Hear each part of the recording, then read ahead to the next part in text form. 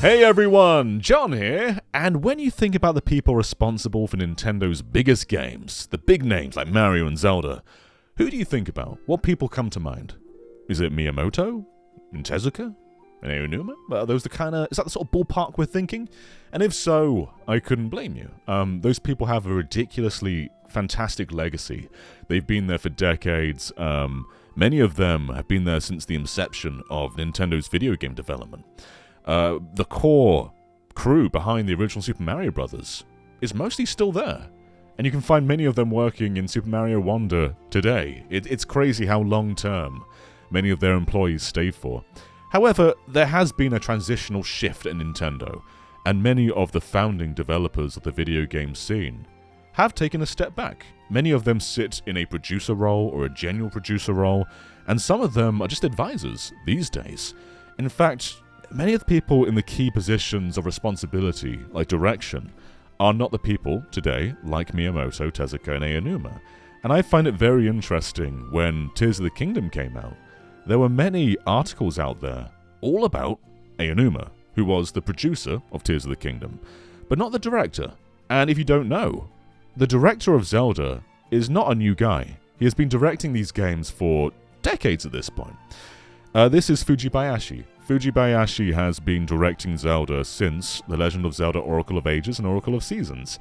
He came from Capcom, and then went on to make Minish Cap, and also directed the Four Swords mode in A Link to the Past. And after that, he left Capcom, and became a general director at Nintendo for Skyward Sword, and then Breath of the Wild and Tears of the Kingdom. So he has seen Zelda through its very traditional point of just going through dungeons, to forming it into a revolution that was Breath of the Wild and eventually Tears of the Kingdom. But then you get articles like this. The genius behind Zelda is at the peak of his power and feeling his age. Now this isn't a bad article, this isn't to slander the author or anything, but I just find it very interesting how Aonuma is still in the spotlight. And if you were to read more of this article, you will see it does mention Fujibayashi in a pretty major way. Let's see what it says. Despite Aonuma's background in carpentry, it was Fujibayashi who dreamt up the idea of encouraging such creativity. He demonstrated it to Aonuma by building a tank using objects from Breath of the Wild, such as cogwheels, slabs of stone, and boat paddles. Later, Fujibayashi would scroll through social media to find video clips of players using Breath to create flying machines and other contraptions. So, they fully acknowledge here that Fujibayashi, the director of the game, came up with the core concept of crafting, of putting objects together to make machines. So, I find it just very odd how the whole landscape of Tears of the Kingdom interviews and promotion did not put a spotlight on Fujibayashi at all. It's always Aonuma showcasing the game. It's always Aonuma in the interview chair. Fujibayashi is just kind of in the back seat, even though he's responsible for the ideas and the core gist of how the game was made. And so, what's also very interesting is with Super Mario Bros. Wonder, this was not the case. So Tezuka, who is a long-standing Mario veteran, was definitely in the spotlight for this game, but he shared the spotlight with first-time director. This is Shiro Muri. I'm not entirely sure on how old he is. There's very little info out there on this man apart from the games he's been involved with. But he has been with Nintendo since F-Zero X. He worked on the 64DD programming for that game. And since then, he's done a number of other things. He did the Pokemon Stadium minigames, so I trust him for that. He did the coding for those, so yeah, I can trust any man who's behind the Pokemon Stadium minigames. But I think what's more interesting is he'll get into a sort of a sub-directional role. So he was the co-director of The Legend of Zelda, A Link Between Worlds. And in fact, he is the man responsible for the game being 60 FPS. He pushed for it from the very start, so the whole game's structure and core development and optimization is because of him, because he wanted it to be 60 FPS in the first place, and the game was way better for that.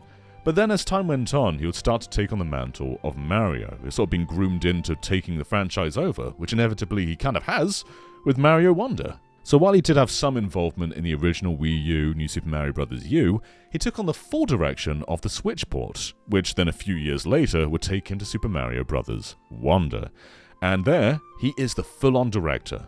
So we have got Tezuka in the producer role, but Muri is full on directing the game. All these ideas are coming from him. And in Nintendo's own controlled interviews, they put a full spotlight on this man, which they didn't with Fujibayashi for Tears of the Kingdom for whatever reason. There's a lot of really interesting stuff in these interviews, but it's just kind of fascinating that the man who is responsible for the direction of modern 2D Mario comes from a programming background, and so he knows a lot about what is possible. All these wonder effects and network programming. A lot of this probably wouldn't have happened if it weren't for him being in the directional seats. And I suppose he probably is the future of Mario, considering he is considerably younger than Tezuka, who is still producing, but Tezuka is in his 60s, whereas I'm going to imagine Murray is probably in his late 40s or 50s. And that is kind of what we mean by younger developers with Nintendo. Whenever they say younger developers have taken on this game, they typically mean not the old guard in their 60s and 70s. They're typically talking about people in the 40s and 50s mark. So when Splatoon and Splatoon 2 were sort of shown as being the fresh new IP made by younger developers, they were directed by a man who is currently 41. This is Yusuke Omano, who granted around 10 years ago with Splatoon 1 would have been much younger in his 30s, which is pretty remarkable. But most of the time, when we are talking about younger developers, we're saying, not retirement age. Now, a person I feel is very interesting is Koizumi. So right now, Miyamoto is in his 70s. Koizumi is around 55. And he has been with the company for a long time. He did things like writing the script for Link's Awakening. He was the co-director of Mario 64. And you may also know him very prominently now as the producer of the Nintendo Switch. He was fully behind the hardware. And he also would go on to direct Mario Galaxy and Mario Odyssey. Now, he has taken a back seat when it came to Bowser's Fury and 3D World. They have different directors. But he is very much the overseer of the Switch era of Nintendo. And I feel like he's probably moving into a Miyamoto-like position in the future. Miyamoto gets blamed for a lot these days, but he hasn't actually directed a game since... Well, Mario Run he directed, but before that, Mario 64 was the last directional game. He's just been in a producer role and an advisor role otherwise. Like, he would advise the Metroid Prime team about, different visors. He would give ideas for Pikmin, but he's never directed a Pikmin game. I think Miyamoto's involvement often gets greatly exaggerated, and we can see that in these Mario Wonder interviews where they say, yes, they hold Miyamoto's word in a high regard, but they can always say, no, dude, we want to do what we want to do. Get out of here. Miyamoto's not this overseeing force, and he hasn't been for a very long time. But we are moving into an age where Miyamoto, Tezuka, and Aonuma will probably all be approaching retirement soon. Miyamoto's pretty much left game development and has become more of a creative fellow within his business, going on to theme parks and movies and other expansive avenues that aren't just video games. But he is getting much older and will probably be leaving the company at some point. Masuda is in a similar situation from Pokemon, where he is no longer the series producer or director, and has now left Game Freak and is a creative fellow at the Pokemon Company. So what does that essentially mean? It pretty much means that he is kind of retired, but is still at the company to some extent.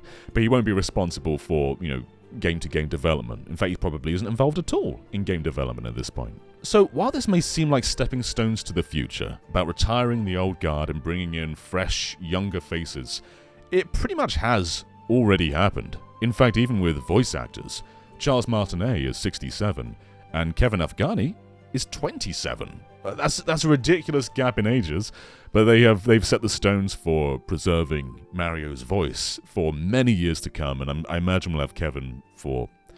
Will we have him for 40 years? I don't know, but he's going to be there for a long time.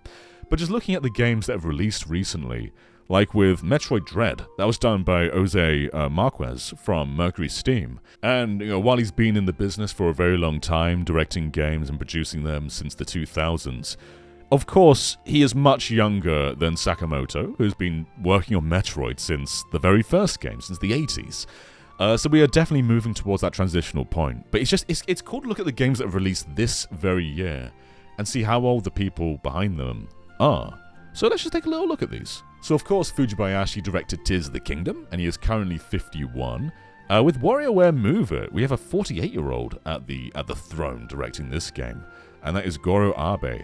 And what's kind of interesting with a lot of these people is they don't have massive portfolio spotlights on them. So it's hard to know all their life details. They don't really get interviews in the same way that Miyamoto would.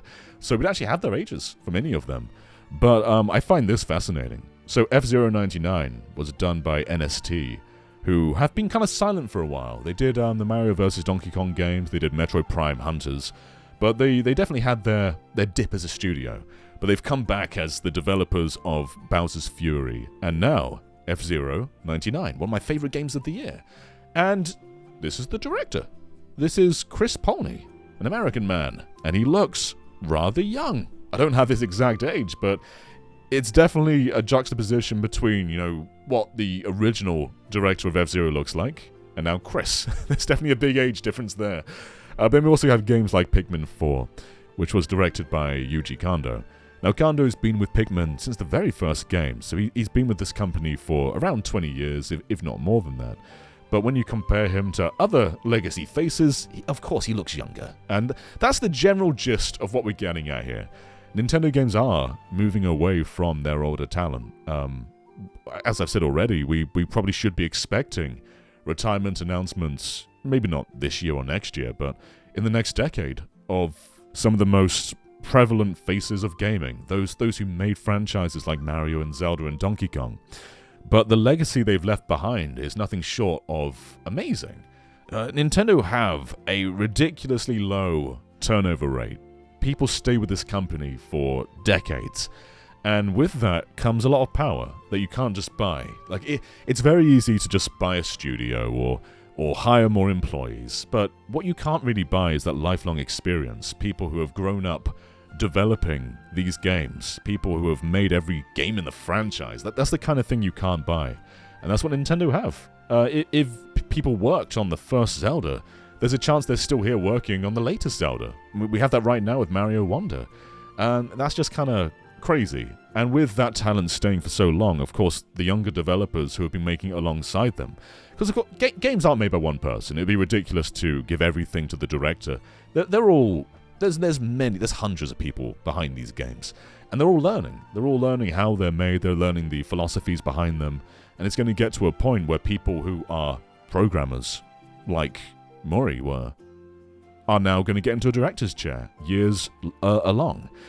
So yeah, that's the general gist here. Nintendo is in pretty good hands for the future, and it's going to be crazy to see who takes the next mantle. Right now, 2D Mario, 3D Zelda, Metroid, Pokemon, they're all in pretty future-proof hands. But we're still waiting to see who is going to take on 2D Zelda. Will they continue to outsource that to studios like Grezzo? Or will they take directors and programmers or even illustrators or scriptwriters from previous Zelda games and allow them to have the big chance to direct the future 2D Zelda? Who knows? There's many opportunities to come in the future, though. So thank you for watching, everybody, and if I have not mentioned a name you think's pretty important and could be a future lead at Nintendo, let me know, because there's a lot of people there. I don't know everybody. Or do I? Or do I? Maybe I do. Do I know you? I might do. I know some people. It's possible. Bye.